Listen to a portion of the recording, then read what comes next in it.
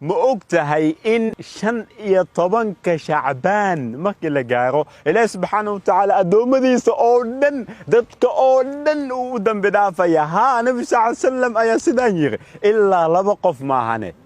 labada qof ma taqaanaan midka ugu horeeya waxay tahay midka la iimaanaya shirkiga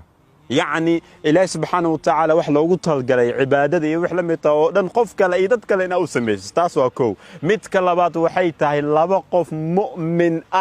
دحضو ذا حقد حسد نمو ظلم دحضو ذا ياله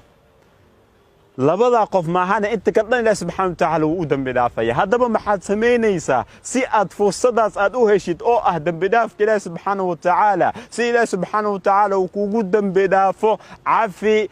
qof walba qalad ka galay caafi qof walba ku xumeeyay caafi qof walba ku dhibaateeyay iyo wix la mid ah oo si ajir aad u heshid Ilaahay subhanahu wa ta'ala uu ku jeclaado maantan aad ugu mid noqotid kuwa loo dambi dhaafay caafi walaalkaaga ama caafi walaashaada iyo wix la mid ah oo dhan hadda wax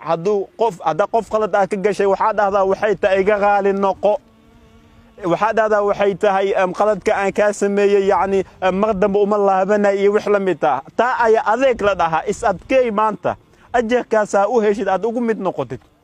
haddii adiga qalad laga galayna caafi ku dheh waxaad hada waxay tahay waan ku caafiyay wix la mid ah oo dhan si ajarka u helno haduu Ilaahay subhanahu wa ta'ala weedmo waa muhiim aan fiidiyogan si faafino qof walba u dir insha Allah ta'ala is caafino dhamaanteena qulubta aan isku furno walaalayaal illa goorme ayaan anaga dhaxdeena is dagaaleen anaga dhaxayna xaqdi iyo xasnimo iyo wix la mid ah oo dhan ayaan goorme ayaan ku sii jireyna wix la mid ah walaalayaal maanta weeyaan maalinta dhamaanteena aan gacmo is qabsan lahayn dheh lahayn maanta waa maalinta gacmo qabsiga Ilaahay subhanahu wa ta'ala maanta uu dambi dhaafay weeyaan ajirna uu nagu siinaya arintan insha Allah ta'ala baakum Allah fiikum salaamu alaykum ورحمة الله وبركاته.